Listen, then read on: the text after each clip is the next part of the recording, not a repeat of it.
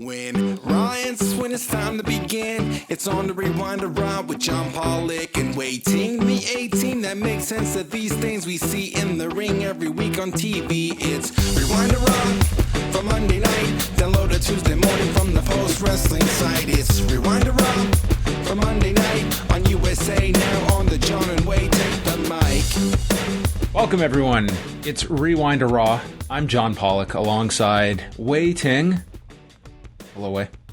What's going on, John? You know, I do notice more and more, you know, you say, I'm John Pollock, you know, yeah, whatever. Then you kind of leave that little pause before you say hello to me.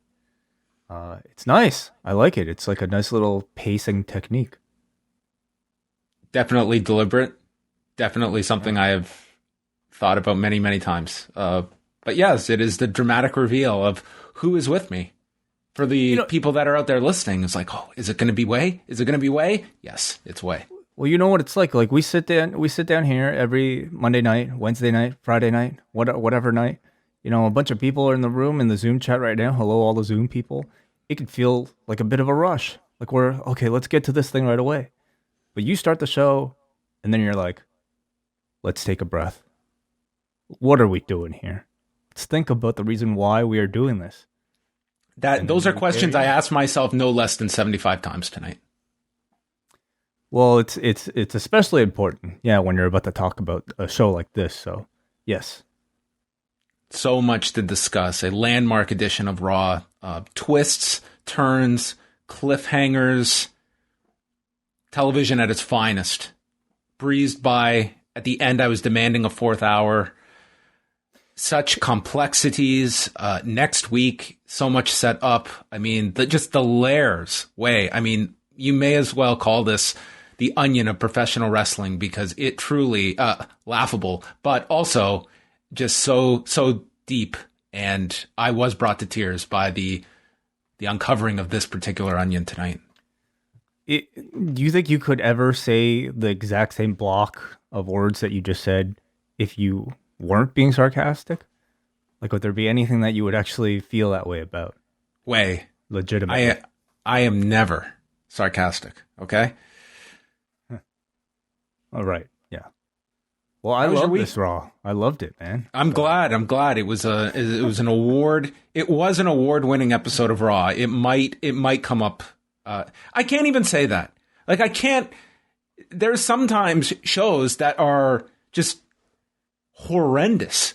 They fall off a cliff, and the only salvage. Not horrendous. This was not exactly because we don't even have the debris of garbage to comment on and have some fun discussing. Like, all I'm going to recap for you is 180 minutes tonight. That's what's coming up. Trim the recap then, man. Just like I might. Maybe we'll just read the results, and that's it, and people can just assume exactly what we're saying. They can listen to our tone rather than us providing exposition for all of these segments. Or you just leave bigger pauses between the words and let them fill the rest.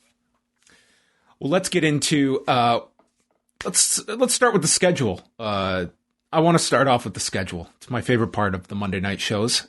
Coming up this week on the Post Wrestling Cafe, folks, we are moving, okay? We are taking our Tuesday bonus shows, and they are now a Friday property, starting with Creed 2, which is going to be coming out this Friday with myself, Mr. Wai Ting, and Ed Boxler joining us as we review our final film in the Rocky series that we began so many films ago over, 45 years ago. Yeah, before anybody asks, no, this is not going to be a review about Human Clay, Creed's second album. Although it can be. Maybe that's for a future Patreon perk. But I'm excited for this. We're wrapping up this excuse me, I'm getting choked up here. It's sad. Because we're wrapping up our journey through the Rocky universe, at least for the time being, until they make more. But it's been like a better part of half a year, John, that we've been through this, and we're going to be wrapping things up with Creed 2. I'm fine with it. It's been fun to go back and watch these movies, but I think everything needs an end date. You know what I mean? Like I wouldn't want to do 100 of these. This has been a nice amount. We've done 7 films. The 100 episodes of Rocky, yeah, we'd probably get quite sick of it. You know, That's the way it. we get sick of 100 episodes of anything at some point. But I've said this before with like television series, and maybe this is kind of the appeal now of a lot of Netflix films, or Netflix shows, I should say. It's all great when someone announces, hey, Netflix has just greenlit a series on blank. Well, you know what? As much as I want to hear the premiere date, I want to hear the end date. All right? We're giving them 3 seasons. In, out. Okay? That's what I want to know. I don't want a litany of Grey's Anatomy that just are going to outlive me. There will always be an episode of Grey's Anatomy next week. Don't need it. Yeah, I don't disagree. When I think about like all the best series of all time, I think they all definitely ended. You know, you can't really consider a series to be among the greats if they don't stick the landing. And like I think about like Breaking Bad, which to me is like the best series ever, start to finish, you know, including the end. And because they nailed it, they didn't overstay their welcome, and there was a definitive end. You know, like they didn't just kind of carry on for the sake of like wanting to sign another contract or something. So maybe you're onto something. Maybe Dave Chappelle knew this. Get Out. Oh, Chappelle definitely had more left in it though. That, to his credit, good for him. Dude, to this day, people, when The Sopranos get brought up, people criticize like one of the greatest shows that has been produced of the last 30 years. Dude, the ending's actually fine. Like, get over it. But still, that's how much stock is placed on the ending. One scene in a series that was largely brilliant. Well, Falcon and the Winter Soldier, you know, a perfect example. Have you watched the finale yet? No, but spoil away. Well, okay. Well, I'm not going to tell you what's going on necessarily. There's really not that much to spoil. Like, you know what's going to happen. He gets the shield, everybody. Okay. But, like a lot of people looking, and ourselves included in our review, me, WH, and Nate reviewed this over the weekend on MCU Later. But we, you know, felt like, or at least I felt like the finale wasn't as strong as the rest of the series. And I would say, the tomato meter would agree with me, and seemingly a lot of people agree. And it kind of definitely affects my overall enjoyment now of the whole thing. But I still enjoyed the entire ride. So what were we talking about here? Creed, Friday, everybody. Join the Post Wrestling Cafe. It is towards the end of the month, but we hope you stick around because next month we've got so much going on. So support Post Wrestling and get some free shows. That's right. Some other highlights this week. On Thursday, on Bushby and Thompson's Wrestling Adventure, they're reviewing the Rise and Fall of ECW DVD, and joining them will be, I would say, an ECW expert in John Lister, who wrote the book Turning the Tables, which was a great book on the history of ECW that I would encourage you to go seek out if you're interested in a lot of the historical reference points of ECW. They will be chatting on Thursday's edition of on the British Wrestling Experience feed. Friday, we have got Rewind to SmackDown live at 10:15 Eastern Time. And there's something else on Friday. Rewind to SmackDown? I said that. Oh, okay. So there may I think you're thinking of bonus edition of Post Pro Res. Is that what you're thinking about? Nope, I'm not thinking about that either. Okay. Somewhere there is another show that's coming out on Friday. I should definitely refer to my own schedule every now and then, which has it. We'll also have the co-creators of Dark Side of the Ring joining us later this week. Way and I are going to be chatting with Jason Eisner and Evan Husney about the forthcoming season that will be premiering a week from Thursday. I think every week we should try to make a game of this. You know, see if we can remember our own schedule. You know what? It's the Creed review. The move to Friday was screwing me up. So it's the Creed review and Rewind to SmackDown that are Fridays. Dude, I'm done. I'm done. Okay, my brain is just gone after the last 3 hours. This is probably the most confusing show plugging segment. You know what? Just go to postwrestling.com. If you give a shit, you'll listen to all of our shows. If you don't, then you know what? We won't hold it against you. Fair? Sure. Yeah. You'll probably get a bunch of bonus shows. You will probably release Rewind to SmackDown on Tuesday at like 5:15 p.m. or something, just to screw everything up. Yeah. Postwrestling.com. It's got the whole schedule for you. Let's move on over to some news updates.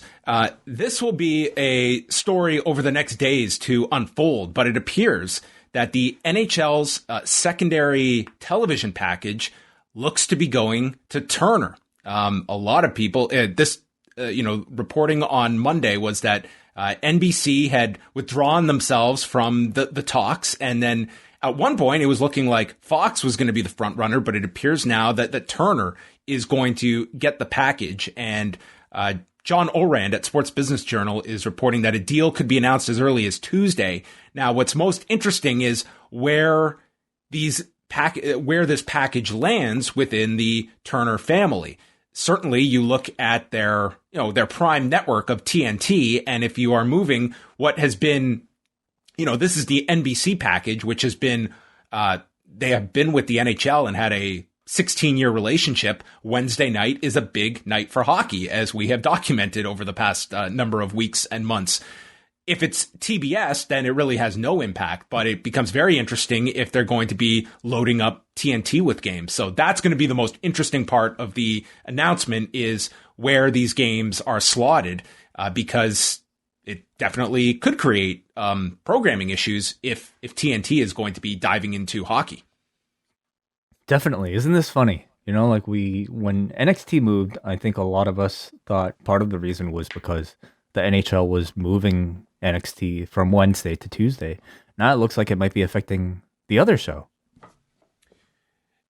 Possible. Yeah. Unless it's just TBS and then this is all for naught. But yeah, it could, and it's a lot less flexible as well. Like if you're looking at, TNT could always say that, hey, we've got our Wednesday night programming, we'll move the NHL around. But, Tuesdays and Thursdays, that is earmarked for the NBA. So if you were ever to have to move AEW, I mean, there's only so many nights of the week, and we would likely be back into a head-to-head scenario. Now, we may be getting way ahead of ourselves on that. So I think we should wait till this deal is officially announced and then go from there. But this is very interesting. And I think what's lost in this, if you are looking at this from the wrestling perspective, is that the NHL, they split up their rights between ESPN and Turner, and they are going from their previous package with NBC of $300 million a year to $625 per year that they'll be getting with these two deals. So it was a given. The NFL was going to get massive rights increases.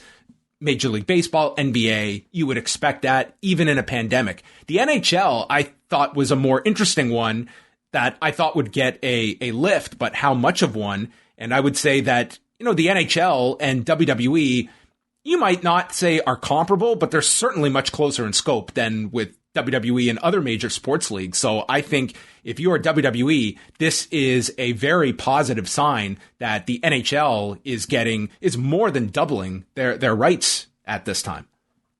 You're definitely right from like a financial perspective, but I suppose in my mind, man, the two worlds of, I can't even name you a hockey player right now. Felix Podfan in the seat. That's your reference. That's the only Felix Podfan. That's the newest hockey player I know from 1992. But the worlds of Felix Podfan and the Fiend are so far apart that I would not even think to make that sort of comparison. But that's why you do the job you do, John. It's very interesting. Yeah. So certainly that could be a very big story this week as we move on. Rebellion on Sunday night. Can I just say, yep. Like Renee has already been campaigning to do like backstage interviews for TNT if they get it.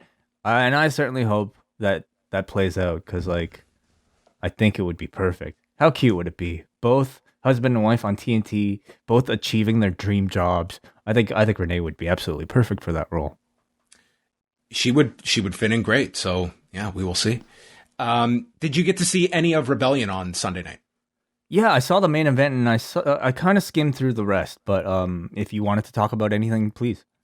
I think it was a show that I thought was a good show. A lot of the undercard, it was like I have nothing to complain about, but also like I would definitely recommend the main event. I thought that was hands down the best match on the show. And I liked the X Division opener, and I enjoyed the last man standing match. I thought those were the 3 matches that stood out for me. Everything else was it was fine, passable, but didn't leave a strong impression on me. I hated that finish with Brian Myers and Matt Cardona, the fake knee injury spot where the announcers have to, this is real, folks. This is legit. And trying to just really, it was painful, to be honest, of like trying to convey to you that, folks, this is not part of it. These 2 guys, they have a podcast together. Did it have anything to do with the UFC prior? Dude, Matt Stryker brought up the Chris Weidman injury to compare it. It's like, this was not the Chris Weidman injury. But the main event was what this show was going to be remembered for. I liked the match a lot. It wasn't a match of the year contender for me, but I thought Mauro Ranallo added a great presence. I really liked that they saved him for the main event.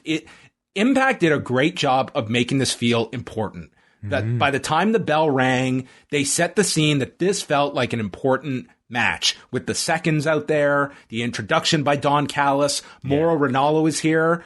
I'm sure there were a lot of people on that roster that it was just cool that Mauro Ranallo is here to call this event for them. Like beyond wrestling, it's like this is the guy that is from Showtime Championship Boxing, that they grew up watching Pride.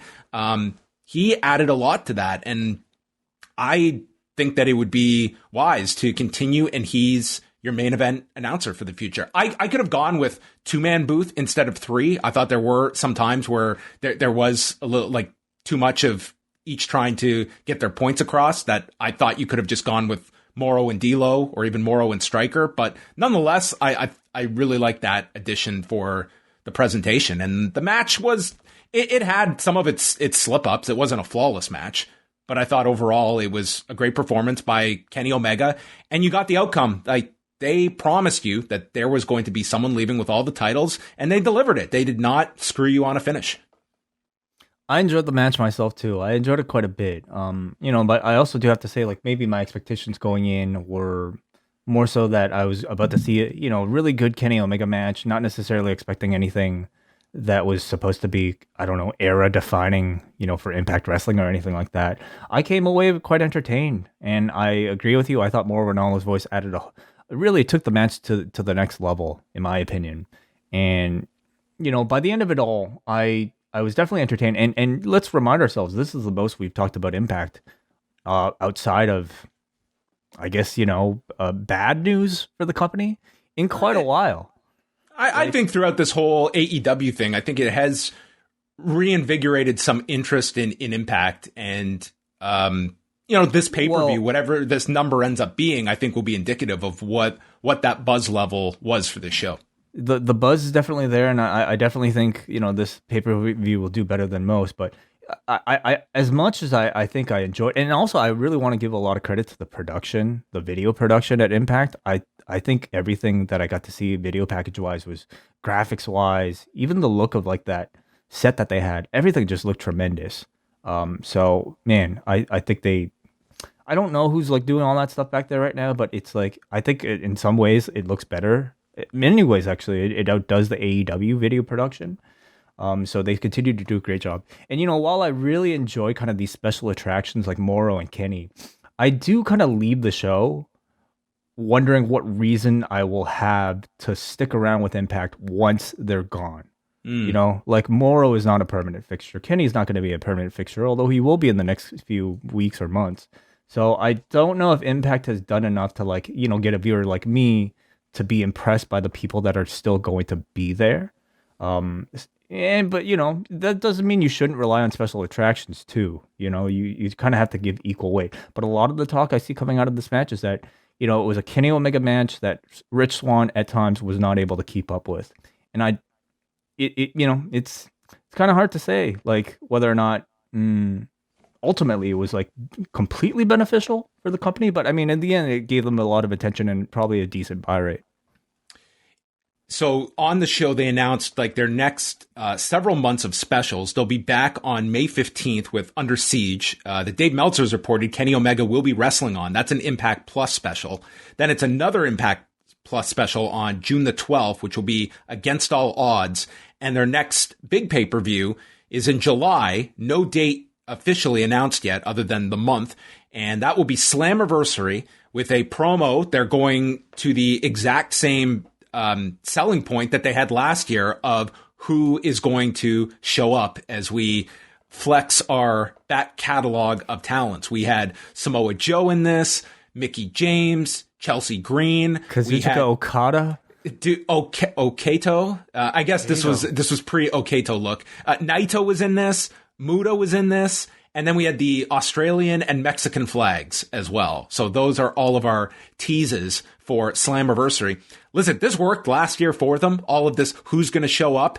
It's probably going to work well again this year, especially if you couple it with a Kenny Omega title defense in July. So I cannot blame Impact for going back to the well that WWE replenished for them this year with all these cuts. This is like proving to be like the perfect timing for a show, isn't it? On Impact's calendar. See which people WWE fired will show up on our pay-per-view. The 90-day no-compete clauses expired just in time. I am sure this pay-per-view will not happen before July 14th based on that. And therefore, I mean, the sky is the limit of who they can bring in off that list. I think it's a really smart promotional tactic. Now, last year they gave us who? Like the Good Brothers? Is that who they gave us? That was the big you had the Good Brothers coming in. Brian Myers came in. EC3 showed up. I would say this year there might be higher expectations. Predominantly I would say Samoa Joe. Everybody wants. I think if Joe doesn't show up, you've teased Joe and Okada. On this, Okada, I'm not like the New Japan talent. Like I don't care what your plans are. Just travel wise, that seems ambitious as we're speaking today and where things are in Japan. I suppose it's not impossible because, Finn Juice are the champions, so it's not out of the realm of complete possibility. But yeah, I'm not talking about just relationship-wise. I'm just talking about the logistics of travel and right. Where things will be in July in Japan, where, there's areas of Japan that are back under state of emergency. Okay, so how disappointed do you think the crowd will be if Samoa Joe doesn't show up and confront Kenny Omega? I think Joe is the one in there that you would be disappointed. And I would think that I would imagine that if he's in the promo, they at least have the belief that he will be able to show up.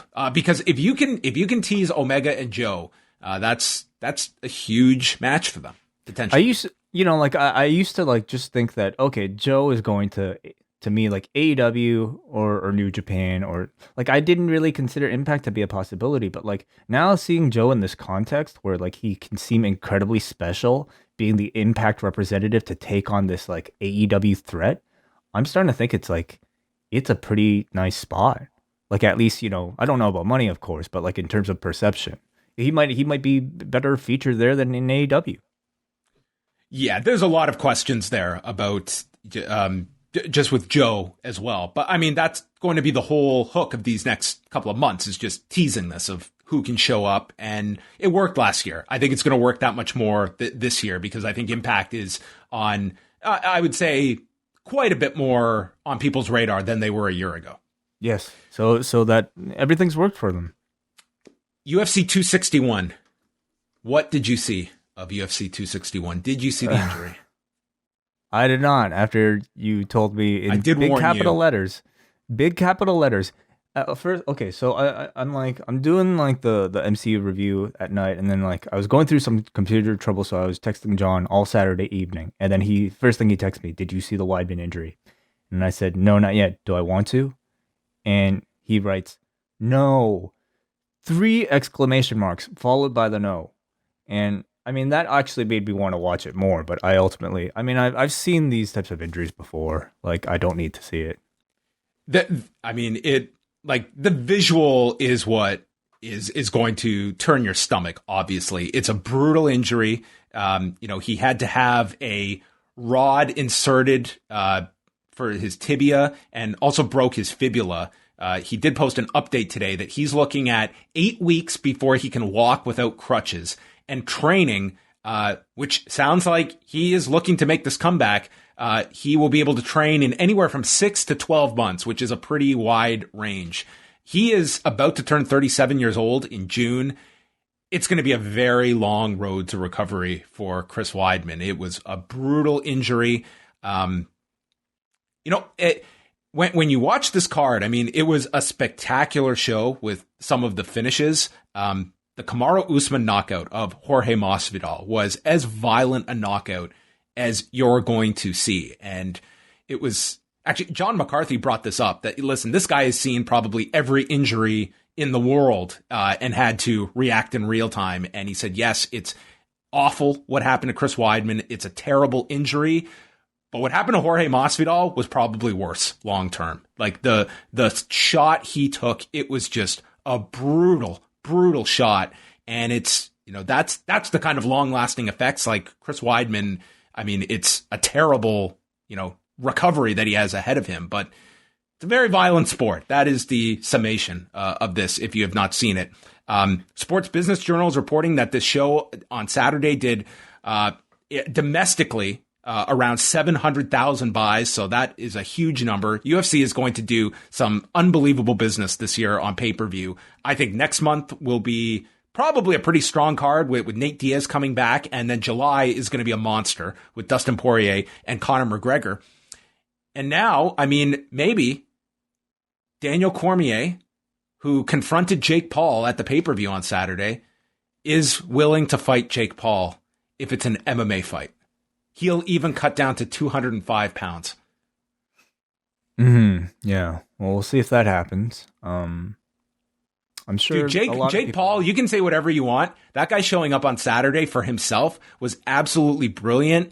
And like Daniel Cormier even like pretty much noted today that he got worked into a shoot. He knows that he got strung along here and he has totally fallen into like Jake Paul for the second weekend in a row was like the most talked about figure in combat sports. Like on Saturday, the chants for him in that arena were deafening. And coming out of it, I mean, he was all over people's like discussion points on Saturday night and throughout Sunday that this guy, his goal is to just increase his profile and just utilizing all of these tactics. And these MMA fighters are like kittens coming to milk because they are just so turned off by this guy, but it's like you're playing his game and you're watching it happen. I mean, you can't necessarily knock the marketing chops of Jake Paul. And it's interesting to hear Dana White, who has been asked about him constantly this week, obviously. And it's like Dana White will trash Triller as a freak show, but he is not being dismissive of Jake Paul, whether that is him keeping the door open of ever doing business with this guy down the road or genuinely sees what he is doing and has some appreciation for it. It is interesting to note that Dana White is not trashing this guy, even though, I mean, Jake Paul is very much trying to use MMA to his benefit, and it has worked so far. I think, and I don't even know that much about the Paul brothers' careers, but I think just judging by their reputation, these are two people who probably understand a thing or two about getting heat in various forms of media. And they probably have some very savvy people who are, directing some of their moves. And they happen to have found themselves in a medium of combat sports that rewards very financially strongly people who are good at trolling. They've found the perfect sport. And I mean, the only thing, of course, is that they're able to pick the right opponent so that they can actually keep these things going. I don't really see Daniel Cormier in an MMA fight being that option for them. So I don't see that fight ever happening. I mean, I'm actually surprised Cormier is not even vying for a boxing fight because I think he would do pretty well. And the last thing is A&E had their biography on Roddy Piper on Sunday night. Did you get to see any of it? I saw most of it. I actually I watched the 24 on Miz as well. If we could talk a bit about that. Okay, sure. I did not see that, but I'd love to hear your thoughts on it. On Piper, I thought this one, to me, I liked the fact that unlike the Austin one, they dealt heavily with his personal life. And I thought his family were just like the stars of the documentary. His wife, Kitty, just sounded like a saint of a woman. And I thought they interviewed 3 of his 4 children, and I've interviewed Colt and Ariel in the past, and I think Ariel in particular is just a tremendous speaker, and she's dabbled into pro wrestling, but she's just like got such a natural, great, just very good interview subject, I thought, throughout this. And I thought like the home videos really humanized Roddy Piper. And I like the fact that there was more of a focus on that, because the wrestling portion of Roddy Piper, there is so much fiction that he has just created for himself that I think he honestly was not able to decipher the two. That was actually the basis of his book, was like after he died, his kids finished his book and they wanted to be able to separate the fact from the fiction, because it had all just been pretty much processed together in Roddy's mind that you didn't know what was true and what was false. And I would say for this one, much like the comparison point with the Austin doc, is that I would say if you are a non-wrestling fan watching this just as an A&E special, I can't say you're coming away with this with a positive view of this industry that sounds like it just takes your personal life, puts it in a blender, and hits the button until you have nothing left. It's an absolute toll that is taken on the performer, but more so the family that is left afterwards. And to hear that one clip of his wife on camera stating the one wish he had is that Roddy didn't have to go back to work, that we could just be a family together. That's heartbreaking. And that to me... And her being so grateful when he died that he was at home and not traveling. He passed away in his sleep next to his wife, and she was so extremely grateful. And that's a beautiful sentiment, but it also just goes to show you how much time he had probably, they had been separated throughout their adult lives.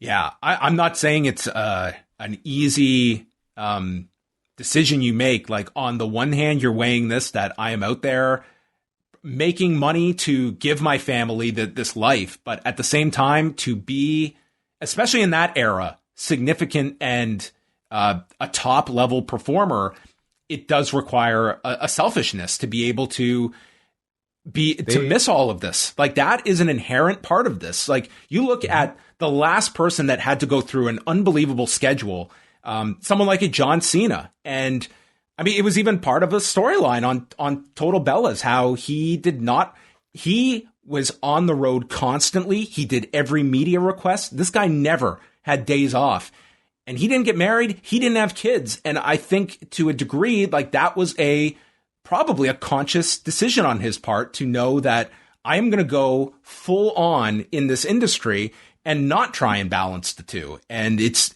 an extremely hard life for a family. And I think that, to me, was more so than anything the theme of this documentary. I would say, like, the idea of the pro wrestler who kind of has the strained relationship with his family because he's been, away traveling so much.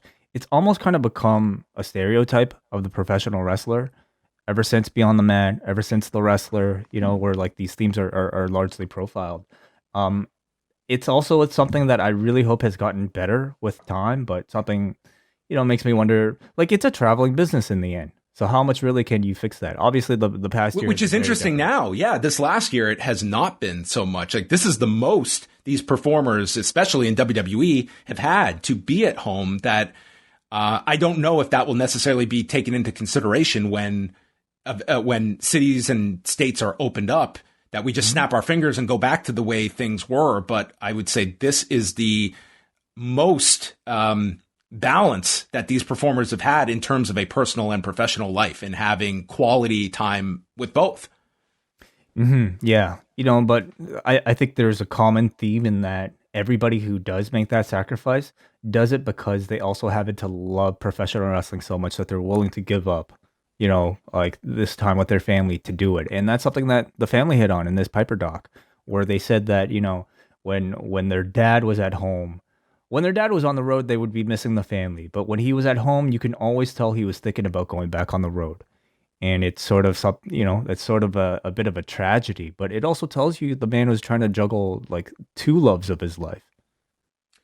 They went into several subjects, his drug use. I mean, they did not shy away. They didn't go super deep into it, but they made it clear that of this era of partiers, he was at the top of it. I mean, it was Like, they pretty much conveyed, like, this guy was a maniac on the road.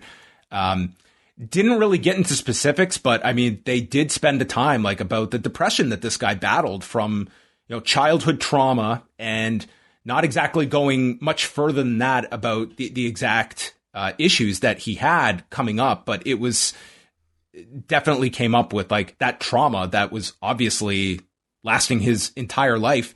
And if there was any, like, minor surprise, I did not expect them to go into the whole HBO interview in 2003 that led to his firing, and more so how it was explained that, for those unfamiliar or have not seen the interview, this was a special that aired in June of 2003, and Piper had been interviewed for it prior to coming back to WWE that year at WrestleMania, the year in Seattle.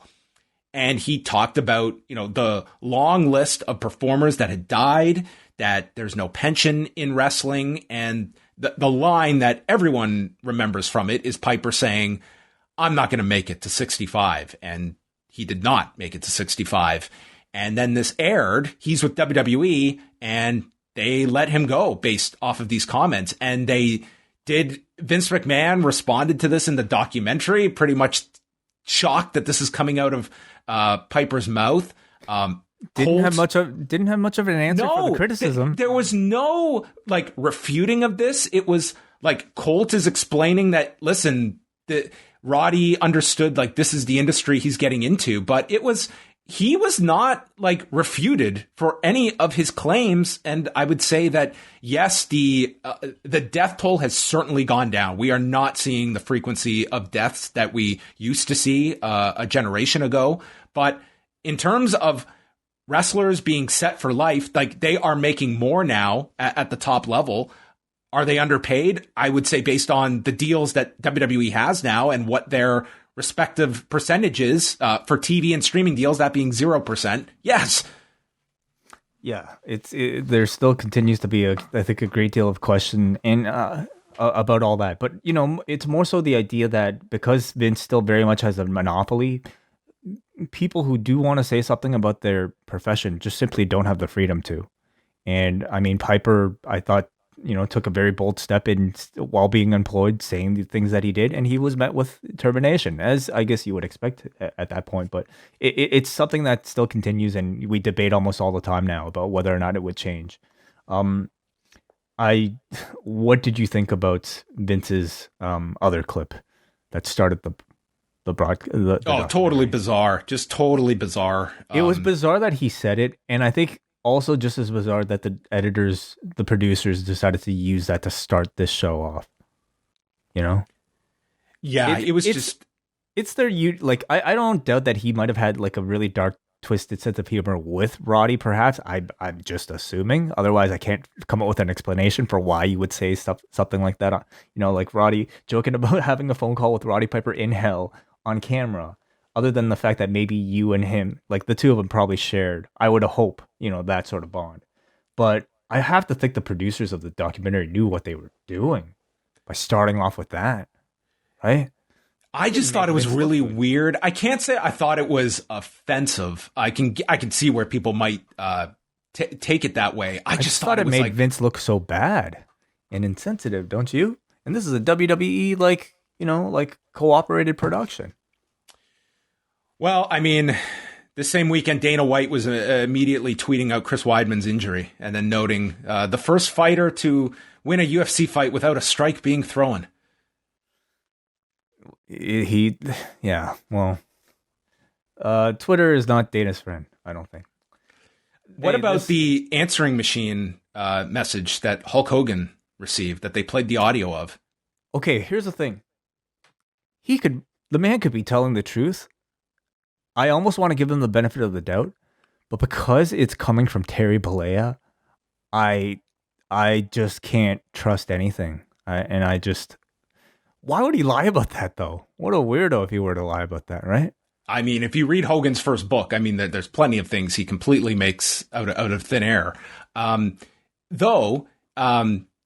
you realize the timing of what that message was, why that message was being sent to Hogan at that time? No, why?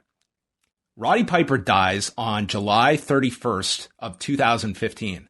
What has just happened? July 20. I don't know. I'm terrible with dates. This is right after Hogan was fired, after the tape came out. Oh, okay.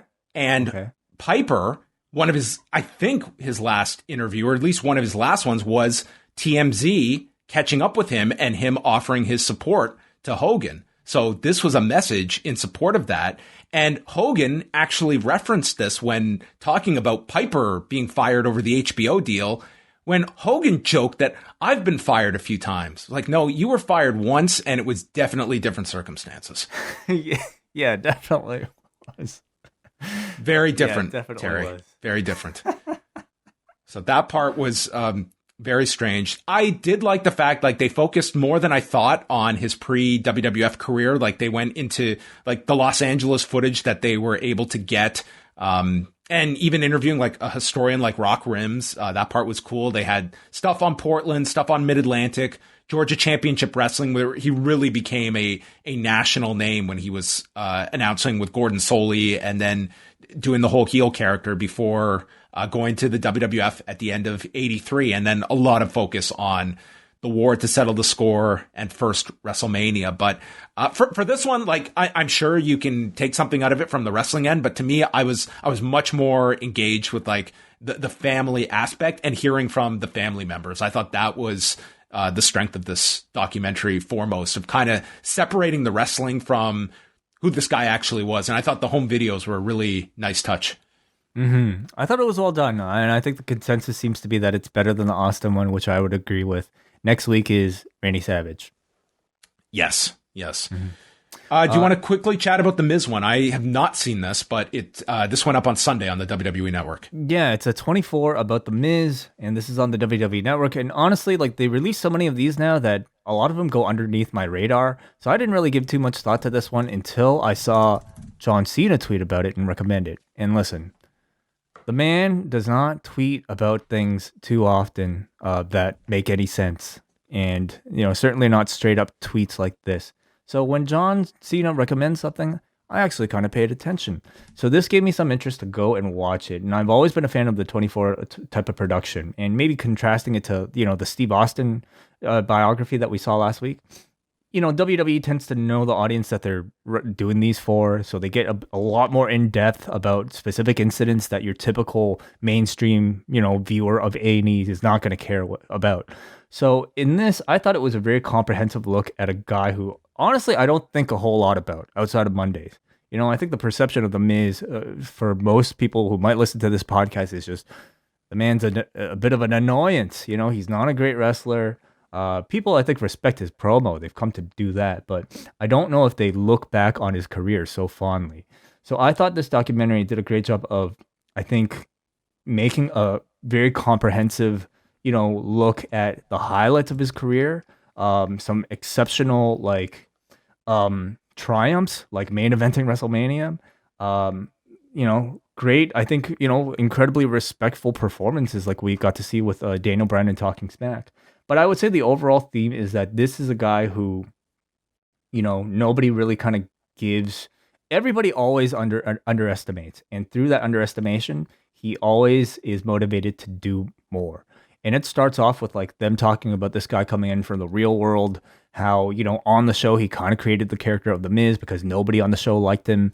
And this exaggerated kind of, like, raw version of himself is what people start to gravitate to. Then, they get into, like, trying to get into the WWE. They get into Tough Enough. He ends up losing Tough Enough, but still impresses the people enough to get a Deep South contract. And then it just, like, kind of goes on and on. He gets brought onto TV, but he's brought on to be a host. In fact, Vince McMahon's pitch is that I want you to be the Ryan Seacrest of the WWE, which of course is disappointing to any wrestler who, like The Miz would rather be The Rock. But nonetheless, like, he takes a shitty position and really makes the most of it to the point where, the man met his wife doing this. And it's actually incredibly sweet seeing, like, Maurice's tryout in the Diva Search, because, this was the moment that husband and wife met for the first time, and it's captured on camera. So they talk a lot about their relationship between the two, And they seem like an absolutely wonderful couple, perfectly matched together. But then they talk about his rise with John Morrison doing the dirt sheet just on their own through YouTube. It's honestly like little kind of facets that I forget that ultimately kind of shaped this guy to feel like a real underdog who has really clawed his way through this like WWE system. Some of the most interesting stuff in this documentary is they showed footage from Vince's promo class when Vince was teaching promo class, and like they had teach you how to have a one-sided phone call. That might have been on the cutting room floor on this one, unlike the A&E one. But it's like Vince used to apparently tell everybody to just he would pick two people to come up on stage to have promo battles. And they didn't really show all that, but one week he gave an assignment to everybody to have a promo ready, and he saved The Miz for last.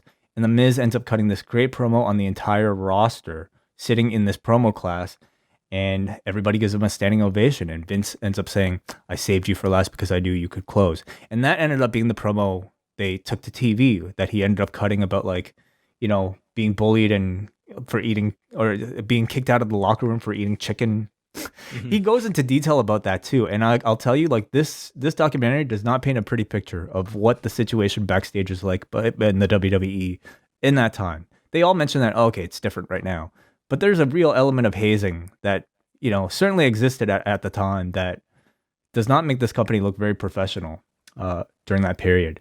But then of course they talk about the WrestleMania thing. It really gets into the man's faults, what I really like about this. Does not kind of shy away from the fact that it was The Rock and Cena that was sort of like the talk of that WrestleMania, and gets into talking smack and how behind the scenes it was a situation where the two of them were it was unscripted. Brian was trying to think of ways to dig at the Miz, and Miz just kind of blacked out and got into this very out of body experience that we ended up seeing in this remarkable piece of TV when he cut that promo. So I thought it was really well done and a very good, interesting look at some stories that people may not have heard about from him in a personal sense.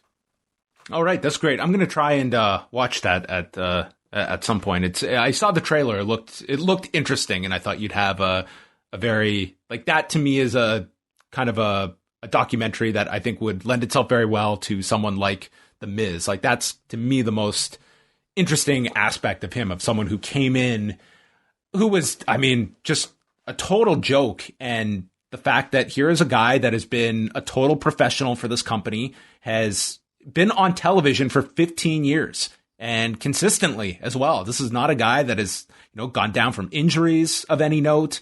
He has been a consistent force that has always been that guy that has been, to critics and those who praise him, like a company guy. Exactly. And I think when you see something like this, when you understand, there's one point where he says whereas most people kind of look at doing scrums and doing interviews with press as chores, the guy would willingly ask to do these things because he would look at them as opportunities. When you think about that sort of personality, you understand why the guy gets as many opportunities as he has on TV, being in the movies, being like he replaced Randy Orton, in the movies, because I think they needed somebody who was dependable and somebody who was hungry. And that's certainly what this guy is. Hey, as someone that has talked to numerous people that clearly want absolutely nothing to do with this person on the other end of a microphone, I will never complain about someone like that who can understand that this is a part of the job, that even on your bad days, you do have to flip that switch on.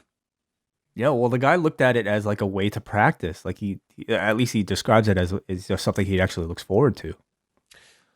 All right, well, all of that is stuff that you can go check out if you have not already. On the A&E front, they are putting up the full documentaries on A&E's website, and is not geo-blocked, at least here in Canada, and it doesn't require anything to sign up for or any cable package to be signed up to. It seems like they are just there to stream on their website. I don't know what other territories might have any restrictions, but both documentaries, the Austin and Piper one, are up. And as Wai mentioned, it's Randy Savage next weekend. Okay, this episode of Raw. First of all, everybody, tonight's Raw brought to you by the brand new cassette Pollock vs. Ting, Volume 1, available to all Ice Cap and Espresso members of the Post Wrestling Cafe.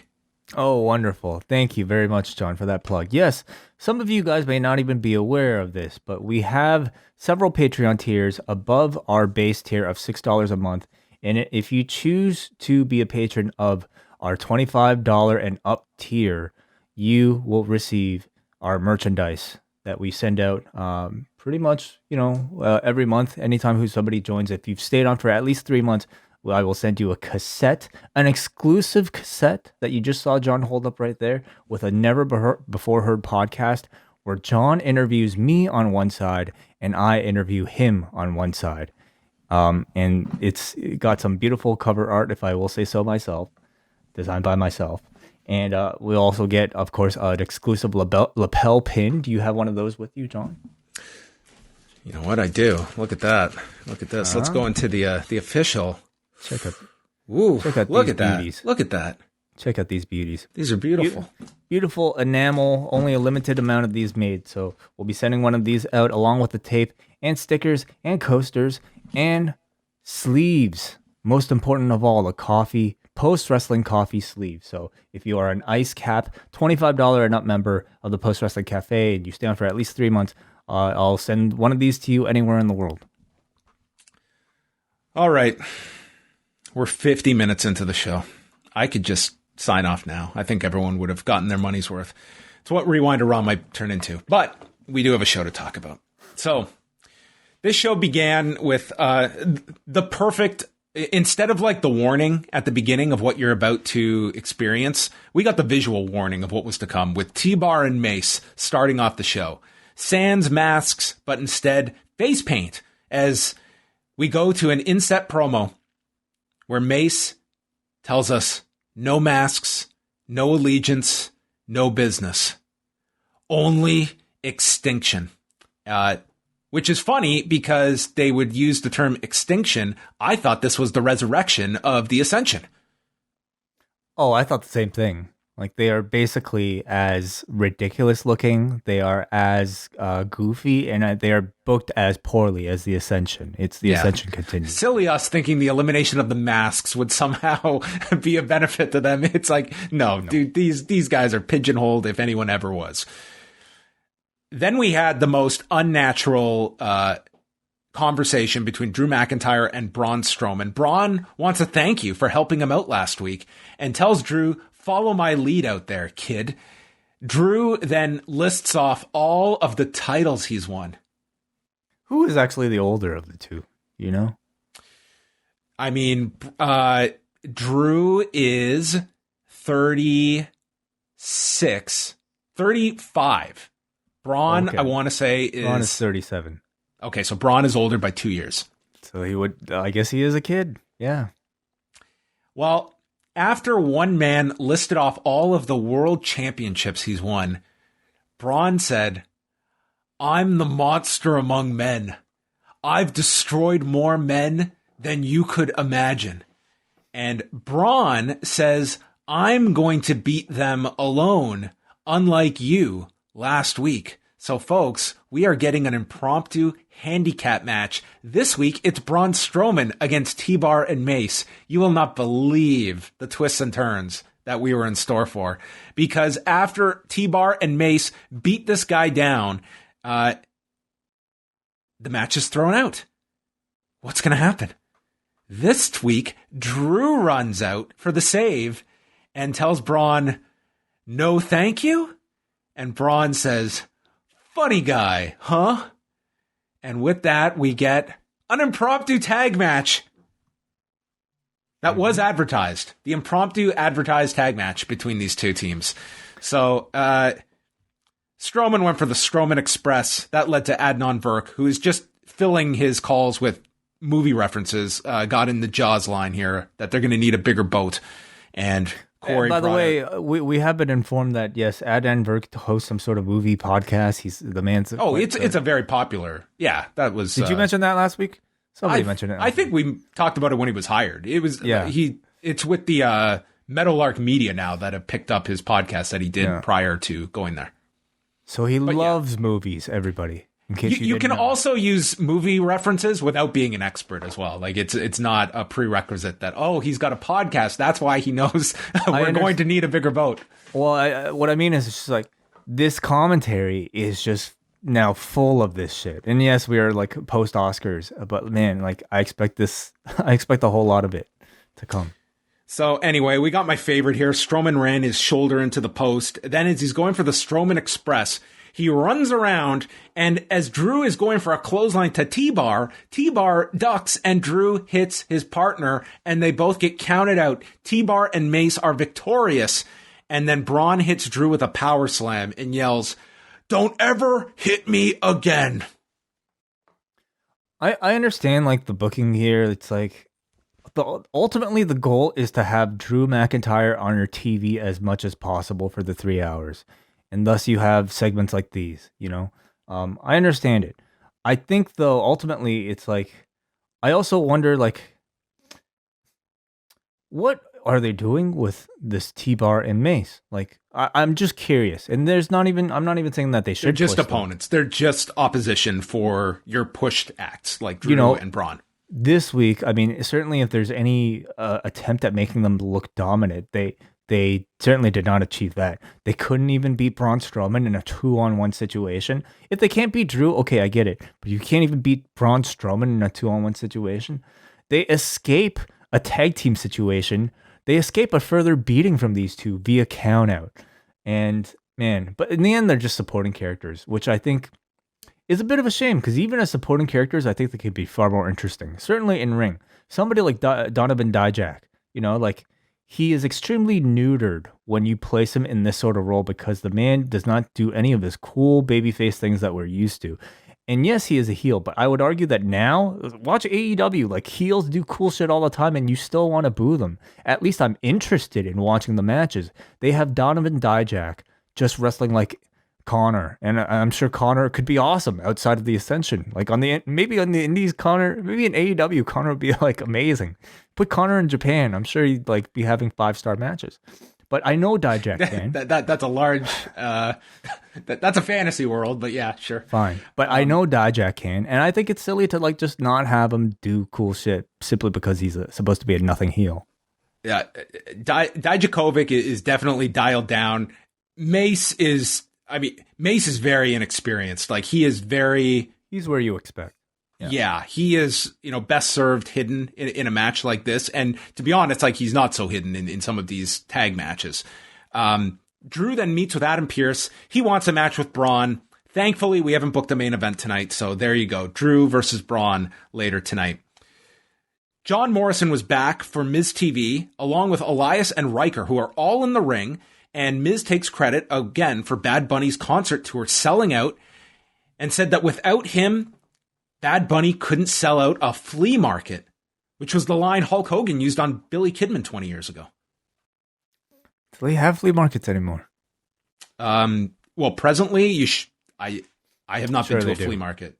Well, we should go to one when things open back up. Okay, we'll talk about that. Maybe it's like 24/7 Red Hot Chili Peppers that they're playing. Oh man, yes. They played their own concert. I thought this was like not half bad. You can like it, John. You don't have to like be shy about it. It was like it was a little bit like overstaying its welcome, but I was fine with these four men all trying to be like in rhythm with one another as Miz and Morrison rapped and Elias and Riker just kind of sang along. This was at least a creative skit. I thought they were successful in hitting that sort of unlikable, corny tone that was also cute, like which is like their entire shtick. Yeah, I thought this was successful. Then the New Day came out with a guitar case full of tomatoes, and then they just launched these tomatoes at them. The highlights included one bouncing square off Elias's forehead, and another that Kofi Kingston, dude, like Hideo Nomo'd this tomato, and it bounced off the middle rope. And you're getting at me for Felix Podfan, and you bring up Hideo Nomo? Oh, come on. An enduring legend. And this tomato bounced off the middle rope and almost like ricocheted straight into his face. It's impressive. You know, then they did slow motion replays. Like this is where I want to see their 4K technology for segments like this. Should they just have like a tomato throwing match instead of like one of these 50-minute things? I would totally be fine. This actually lent itself to Adnan Virk yelling about Rotten Tomatoes. That was pretty good, actually. Yeah. I have to say. For NXT on Tuesday, we've got Kushida and MSK against Legado del Fantasma, Mercedes Martinez against Dakota Kai, and a sit-down interview with the returning Adam Cole on Tuesday night. Then we had to have the match, The Miz, Elias, and Riker against New Day and Damian Priest. Wood started playing the trombone as the babyfaces cleared the ring. Adnan Virk called this a one-sided match so far. It then proceeded to go another 14 minutes. They got the heat on Kofi Kingston for about an hour. Morrison rubbed a tomato in Kingston's face. He came back with an SOS, made the tag. Woods came off the top and was hit with a flying knee by Elias. But it's not just a flying knee. This is where I'm going to take a moment to officially issue a heartfelt apology to Ty Conti. Because in a world where the DD Ty exists and the Ty KO, they pale in comparison to a move that I literally have to call the Sympho-knee. I thought you would love this, John. This beats the DD Ty. Are you kidding me? This actually at least makes sense. You know? Sympho-knee. Sympho-knee, I think it's brilliant, actually. Come on. We've seen Elias do this knee before. It's a pretty good looking knee. He's never called it anything. And lo and behold, the name was in front of us. It was in front of our ears this entire time. The Sympho-knee. I think it's pretty good. Damian Priest kicks Miz off the apron. There's a rope-assisted dive, and then Elias climbs, gets pulled down by Kingston, and Woods catches Riker with an inside cradle in 16 minutes and 49 seconds. So last week, Elias got the pin on Kofi. This week, Woods got the pin on Jackson Riker. 50-50. I love it. Who could win when everything is on the line? Well, it requires you to remember those results, first of all, and I can't tell you that I'll be doing that by the time. Remember when this show had tag champions? Who are they? Who are the tag champions? Quick. AJ? Fuck. I seriously would not have known if you didn't tell me. Wow. Who are the SmackDown champs? The Dirty Dogs. Yes. Wow. That one took me a second. I review this show every week. Damn. I thought this was a good, fun TV match. You know, I obviously the main focus in all of this is Damian Priest, and I think he continues to look pretty strong coming out of it all. In ring, he's very impressive when he delivers his lines. Yeah, they're all anybody who kind of starts off new in the WWE has to probably read their lines word for word, and therefore they come off very scripted, very dry. Damian Priest and Rhea Ripley are going through this now, where that is what they have to overcome, and it's going to be a hurdle for both of them. But I would say Priest is probably doing pretty well. If he's just out there to read its lines, he looks confident when he's doing it. It doesn't really feel like his words, but at least he doesn't screw up the lines. Neither does Ripley, but I think Priest pulls it off better. Sonya Deville opens up a door in the back and welcomes back Charlotte Flair, who had been gone all of 0 shows since her suspension. Deville brings her out along with referee Eddie Orengo and says that Charlotte was suspended indefinitely and fined $100,000 for her attack last week, but Sonya feels that Adam Pearce rushed to a decision and did not get Flair's side. So Charlotte apologizes to the management, the fans, and to Orengo. She said that instinct just took over, and I'm sorry for manhandling you. Eddie accepts the apology, says, I didn't see Rhea Ripley interfere or else you would have won the match. So Deville says the suspension is lifted. You're going to wrestle tonight with Eddie as the referee. And Flair says, well, Eddie just noted it was his mistake. I want an apology. So the referee, who got destroyed last week, apologizes to Charlotte Flair. Backstage, Adam Pearce is furious. Deville says all of this came together quickly before the show. And Adam Pearce, the guy who you don't get anything past, said, I don't believe you. They never book this guy to look like a fool. And I love that they're always consistent about it. Like, you do not get anything past this guy. He is seriously, outside of maybe Drew McIntyre, like, he is the most competent babyface that you know the heels are not going to outsmart or make like a fool. Like, they get it so right with Adam Pearce, who is, in the grand scheme of things, a minor character on the shows. That is very true. It's incredibly rare for them to book a non-champion babyface as a competent person. Like, how many GMs have we been through that have just been completely just, either been easily bullied or just like straight up heels? Adam Pearce is somebody who refuses to stand out even to Roman Reigns. Roman Reigns still really hasn't given Adam Pearce his comeuppance, So Adam Pearce is just like standing tall. He won't take shit from anybody. So I'm really curious to see what's going on between him and Sonya Deville. They've been slowly building it, giving you just little hints here and there. Tonight was probably as blatant of a descent, between the two as we've had. But it suggests like some careful storytelling with like long-term goals. And I look forward to seeing what happens. I also really like Charlotte's promo here. I felt like she didn't come out delivering like a cartoonish complaining type of like apology, but like she came out here, like threw in a subtle dig at manhandling the referee, and then like just gave an apology before demanding an apology from the person the other way around. So I thought she did well too. Pearce met with Braun, and Braun noted that he didn't lose in the triple threat a few weeks ago, so he should still be in contention for this title match at Backlash. So when he beats Drew tonight, he wants to be in a triple threat at Backlash, and tells Pearce, do you have to go ask Sonya for permission? But Pearce agrees to this stipulation. So if Braun wins, it's a triple threat at WrestleMania, ...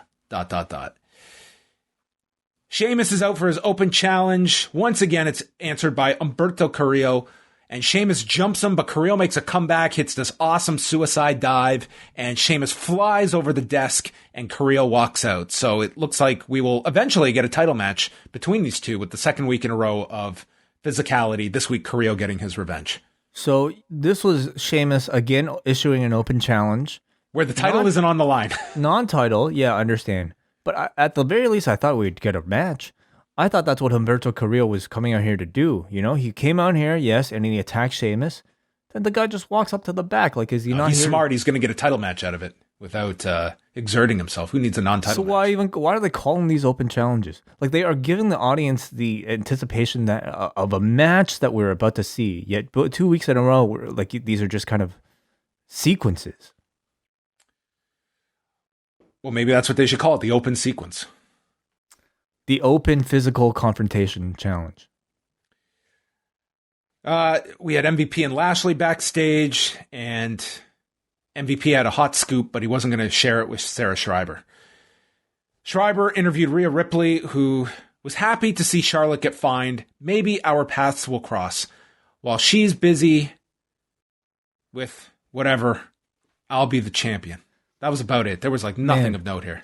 She is the champion, but they have done such a terrible, terrible job of defining what her character is, whether or not she's even a babyface or a heel. This was a babyface interview, and she was the heel later in the match. Well, I think this was supposed to be a heel interview, unfortunately, John. Mocking Charlotte Flair? Yeah. Who's the bigger heel? So, I think so. I don't know. Okay. Like, it's been very confusing. And it can really go either way. Like, when she stepped onto the heel side in the match, I was like, what? I was like, oh, that's confirmation. Like, I don't know. I don't know if it's the scripting or the delivery, but like, man, it's just like they've done a really bad job of like telling you who this person is, and the belt's on her. How long until she's just Ripley? Maybe at least after Backlash. That's my next step for Rhea Ripley and Damian Priest, I think. It's the only question is whether it's Priest or Damian they keep. I think they call him Priest, right? I think it'd be. You go Damian. With Priest? Damian? Yeah. I guess so. Priest. Yeah, maybe. Bobby Lashley and MVP come out, and they compared Drew to a rolled up dollar bill on the ground that no one wants. And now he's a piece of gum on the bottom of a shoe. Which is quite the metamorphosis. Are you one, if you saw a $5 bill on the ground, are you grabbing it? Of course I am. How low of a denomination are you reaching for on the ground, coin-wise? Oh, now? Well, now is different. I'm a bit more of a germaphobe now. That's definitely a good I rule. think I'm not reaching for anything more than a toonie. The other day, I saw a $10 bill, but I left it. Yeah. Seriously? I figured Whoa. I always believe that, number one, someone's going to come back looking for it that lost it. Or number two, No. I feel like someone else will get it that needs it more than me. That's my level of thinking. You know that you're an extremely kind-hearted man. See, and my thinking is somebody less deserving than me will pick it up and use it for nefarious means. So I'm actually doing the world a favor by You could be doing using it. You know, But you're right. like- in this pandemic, I'm not touching a bill. yeah, I've yet to touch a bill or coin since March of last year. Really? I have not Wow. touched a bill, or I have used nothing but my debit card Well, or my credit card. Have you not been in situations where you need cash? Nope. You've not even run into like a place where it's like cash only. Sorry. Nope. I haven't gone to any cash only places. Wow. It's been nothing but plastic for 13 months. Well, that's incredibly impressive. I haven't got COVID, so I'm winning. Yeah. No, you're doing it right, John. You are. So I've just And you follow the arrows. So I think, dude, you're I'm just the a textbook. fucking walking pamphlet. Okay, I should be. If only everyone in the province could follow the John Pollock way, we'd be in a lot better shape than we're in right now, or the wouldn't we? ideal human being. Yeah. I am. What was next? Oh, we got Riddle circling Kevin Patrick. Bunch of high jokes. Orton enters. He doesn't know what planet Riddle's from. He pipes in, "I'm from Earth. Shut up." He underestimated Riddle last week, and you have earned my respect, and admits that RK Bro is a bit catchy and suggests that they team up tonight. These two have a unique chemistry together.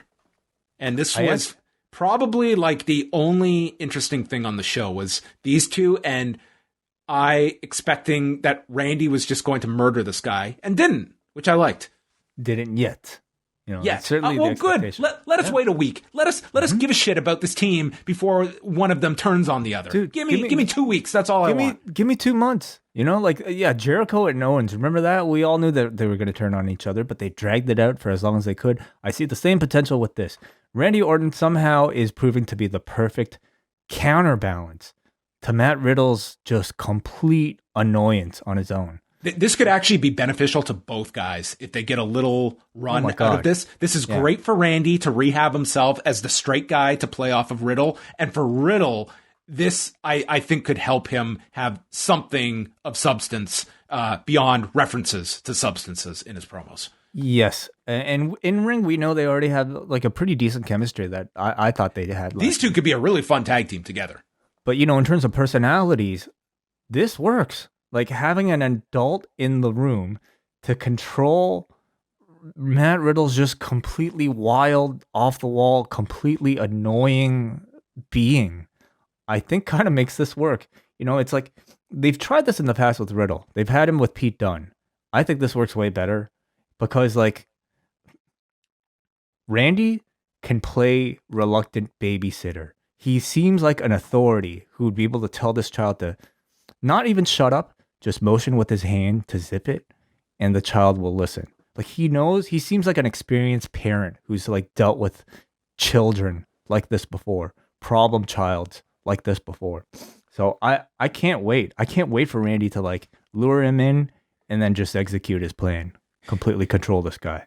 He takes Riddle under his wing and starts talking about his history, and then Riddle explains, "I don't believe in evolution." Wow, that would be clever for Matt Riddle. So Nia Jax is with Baszler and Reginald.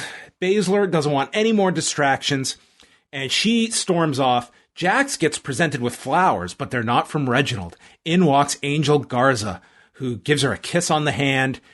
And as Jax is all just taken aback by these flowers. She's walking down the aisleway, and boom, out of nowhere, she just smashes these flowers into Mandy Rose. Put these in water, bitch.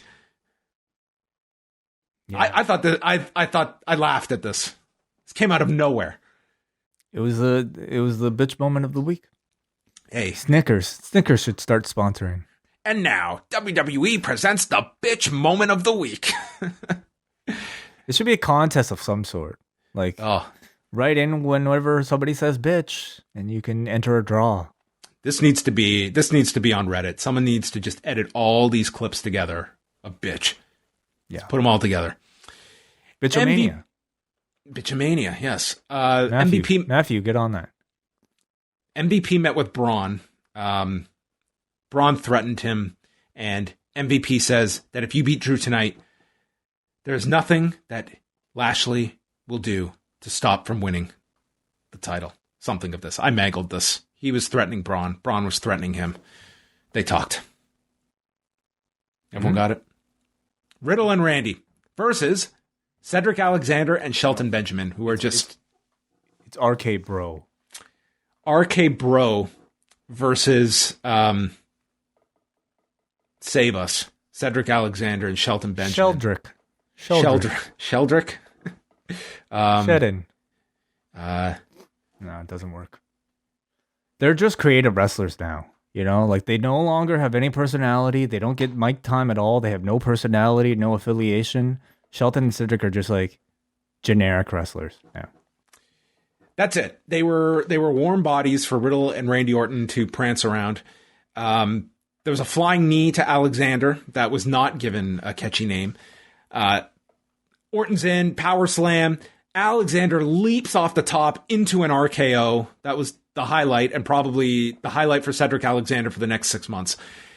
Draping DDT on Benjamin, Riddle's in, floating bro, and he pins Benjamin in 334. Hugs Randy, who shrugs him off, but as Orton is walking up the aisle by himself, he gives a smile, and Riddle was over the moon that RK Bro has formulated. I really want to see them drag this out. I think it feels too early for Backlash, which is just next week. You know, they can extend this for at least a few weeks till the next cycle. Yeah, and then do the turn. Rhea Ripley, Nia Jax, and Shayna Baszler against Asuka, Naomi, Lana. So the match went 11 minutes, 33 seconds. It was largely just the heels working over the baby faces. Ripley hit the Riptide on Naomi, but of course we had a blind tag, one of like a dozen on this show. Lana's in, hits a high cross for a 2 count. Jackson shoves Asuka to the floor. Lana uses a twisting crucifix on Ripley, but she gets up, head kick, Riptide, and then tags Jax for the leg drop finish, pinning Lana. And at the end of this, out of Asuka, Naomi, and Lana, there was absolutely zero baby faces involved in this match that I wanted to see have matches with the champions who dominated this and looked very strong. Yeah, so Naomi and Lana have a win, right? Over them. Don't they? Somewhere in here, yeah. Okay. But it's Mandy Rose and Dana that they're feuding with? Correct. And Tamina and Natalya also have a win over them? That's Tamina in the has a SmackDown win? world, yeah. Okay. So there are a lot of teams, a lot of pieces going around. And Nia's got the dual boyfriend gimmick going too now with Angel Garza and Reginald. Damn. So Nia's very busy. A lot of storylines, yeah. A lot going and on. They're probably going to break up. Could happen. Rose and Brooke were backstage, and DeVille said, "You should be ashamed of yourselves," and then brought up her history with Mandy Rose. See, I thought this would have been like saved for a bigger moment, you know, like a reunion between Mandy. By the way, is it like Sonya's just like on Raw now as well? She got promoted. Sonya, she's just on both shows, I guess, just like Pierce. Yeah, that they just didn't have happen until this week. So there was a brief acknowledgement here of their history before DeVille made a match with Rose taking on Charlotte for later on. Alexa's Playground. There was a point, I think was right around here, that I took like a half-hour break, and it was really tough to come back and restart the show. Oh, you picked the wrong time to take a break. Would have been after this. So Lily is Alexa's true BFF. She did the boop on the nose and told everyone to look into her eyes and think of dark and twisted thoughts. Repeat after me. Lily, Lily, Lily.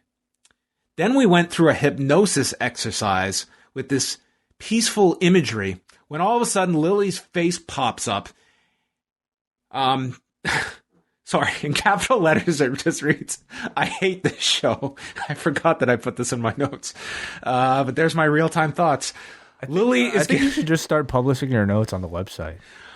That might be the next verbatim. Like, don't maybe even you and I will up. just chat, and then I'll post the notes, and we can skip the review part. Don't even clean it up. Like, just exactly what's on the page. Just here in capital letters. I hate this show. Lily is getting restless, and it's time for me to unleash her to play with the rest of the WWE. But don't blame me. Lily made me do it. So this is going to get worse because now other people are going to be involved. It's just a question of who. Yeah. I think for me, a big problem with these types of segments, and this comes off of watching first of all, what did you think of the Aleister Black thing on Friday? Did you get a chance to watch it? Oh, it was interesting. I'm open-minded to it. I liked it, okay? And it's a very similar type of subject matter as to what Alexa Bliss is saying here. But a big difference is in the type of production. I mean, Aleister Black has been saying the same thing in his like darkroom promos, but those were pretty awful. But why did Friday seem cool to me? It's the production. It's the pre-production, to be exact. It was the glasses. And the glasses, yeah. But I think it's like, the animation, the way they shoot it, like it just looks cooler. I feel like a lot of what they do on Raw and with segments like this or the Firefly Funhouse, they all shoot it the day of, like with their live TV cameras, and they just do some quick editing, maybe in an hour or two, and then they put it on air. It feels rushed. And you don't think they went to the beach or something to shoot these scenics? No, I don't think. Yeah, no, I don't think so. I think they went to Getty or something. But to me, like the cinematic storytelling requires cinematics. Give me some editing. Give me some better music. Give me some style and technique and proper treatment to try to convey something as complex as whatever she's trying to say right now. And I guarantee you they'll come across a lot better. I'm not saying you'll save all of these segments, but at least I think they will help, help somebody suspend disbelief and make these feel a lot less like amateur theater. But it also requires a lot more pre-planning. You can't just change the script if you're going to pre-produce and pre-shoot a segment like this. So you can't really just write this at the day of and tell somebody to go and shoot it. Charlotte Flair and Mandy Rose, brief match here. There was a missile drop kick by Rose. Flair is almost thrown into Eddie the referee, but stops short and then lands a boot to Rose, yells about the slow count. Then a roll up by Mandy. She complains about the slow count and then gets caught with a turnbuckle shot and the natural selection in 4 minutes and 19 seconds. Yep. Yeah, Moving not on. Much of a match here. Just like they're building something between like the Charlotte versus Eddie. This referee, yeah. Drew McIntyre is in the back, and the question posed to him, you must not be happy about this stipulation. No, I'm not, that it might be a three-way. Drew is this month's version of Edge, who is pissed off about a potential three-way match when he was supposed to be the sole challenger. So then Drew says, I thought it was get these hands, not get these handouts. He was supposed to be the monster among men, but he's also the monster complainer. Where was the laugh track here? You don't think? Let me tell you about this guy who wants to get these hands. You don't think Jake Paul and Daniel Cormier were having this exact exchange? Oh my gosh! Like seriously, like the dialogue. Like there needs to be a wholesale change when it comes to what constitutes conflict and what someone would say to somebody in the heat of battle when they are so furious. Like what were you just describing about how the Miz, what he was going through on Talking Smack? You said he was blacking out, having an out-of-body experience because he was so angry. And what came through that this felt so genuine. There is no person in the world that wrote this for The Miz or that he memorized these words because it felt real. Because Miz did not take a pause and state, Braun, I thought you were about get these hands, not about get these handouts. Let's stop trying to be so goddamn witty. All this dialogue. Make me fearful. Make this opponent be fearful of the words that are coming out of his mouth. Like Daniel Cormier saying, I wanted to grab this man and I wanted to smash his fucking face in the ground, but I was working for the UFC at the time. Don't talk shit about me. Don't let my name come out of your goddamn mouth. I feel like lines like what we saw here would work maybe perfectly if this was like an Archie comic or something like that, you know, or like maybe some sort of, I don't know, comedy like Drew Spider-Man. would be Archie. Drew would probably be Archie. Drew would be, who'd be Jughead? Jughead would be Aleister Black. Okay. Would Betty be Charlotte? And then Sure. Veronica could be Sonya? I don't know. Oh yeah, I'd watch that. But it's like it's dialogue that like seems to fit completely different medium than professional wrestling, especially if it's a single camera, you know, live shot type of professional wrestling. It just doesn't really work for the type of sports like reality that I think they're trying to shoot. Drew McIntyre, Braun Strowman, the Strowman Express gets called, but it is derailed when Bobby Lashley and MVP come out and the music brings everything to a halt. These two, to their credit, had like a fine match. It was just, by this point, you're just like it feels like you're under just a mountain of program by this point. Drew hit a belly to belly. The Claymore is stopped and Braun catches him with a powerbomb for the 1-2. Braun's going to WrestleMania Backlash. No. Drew hits a spine buster and Braun smashes him, like slaps him in the chest, which Corey called the primal concrete sledge to the heart, which sounds like a terrible like 80s rock ballad. Primal concrete sledge to the heart.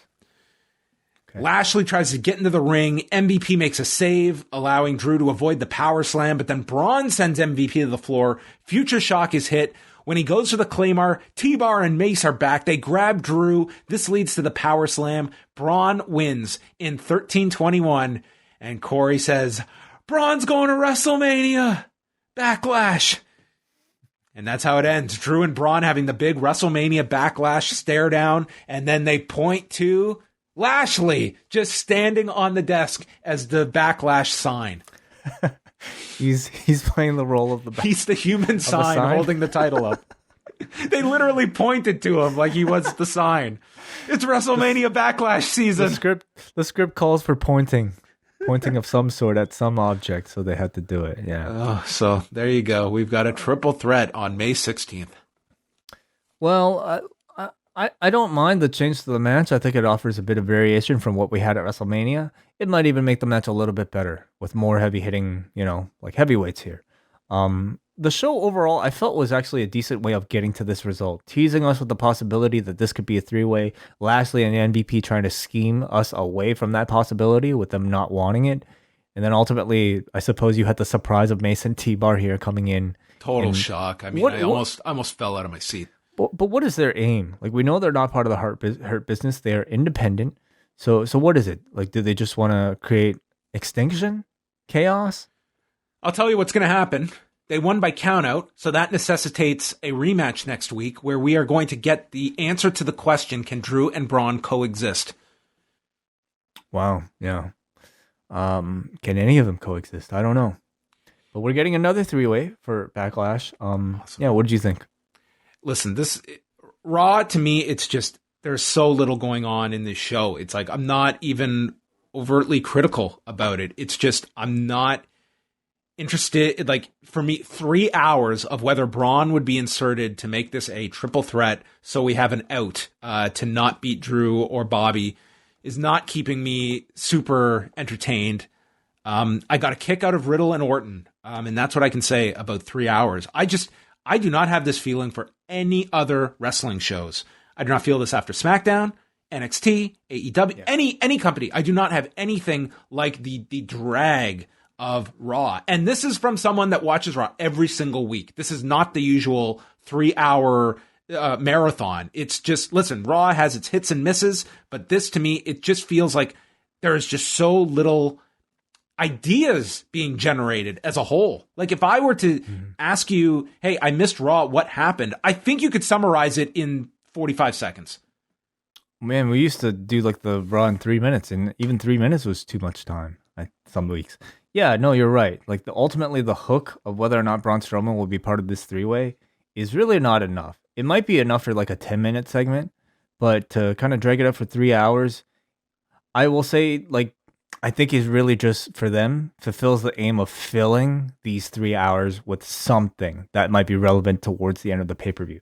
For me, a big part of the problem with Raw is and SmackDown is the fact that none of the matches matter at all. The results of the matches, don't matter. Like the action, even if it does contain good wrestlers, the style of match is going to be incredibly formulaic, and 3/4 of the time, you're not even going to get a finish. So why would I invest myself in the majority of the show, which is still the wrestling? To me, like, Raw might be worth watching occasionally for some promos, but the wrestling is just there to fill time. And it shouldn't be, because that's not what pro wrestling should be. It should be exciting. It should be, conclusive on its own to give you movement in a storyline. But they use wrestling to just fill time. And that's really unfortunate for the performers. And I think it contributes to the drag of this 3-hour show. So let's wind things down with the forum. Tonight's show got a 3.45 out of 10. Nick from Boston, it's kind of incredible that WWE keeps stumbling onto metaphors of how dire their Monday night show has become. First it was trash bags, and now it's literal rotten tomatoes. The amount of wasted produce alone is reason enough to rate this show poorly.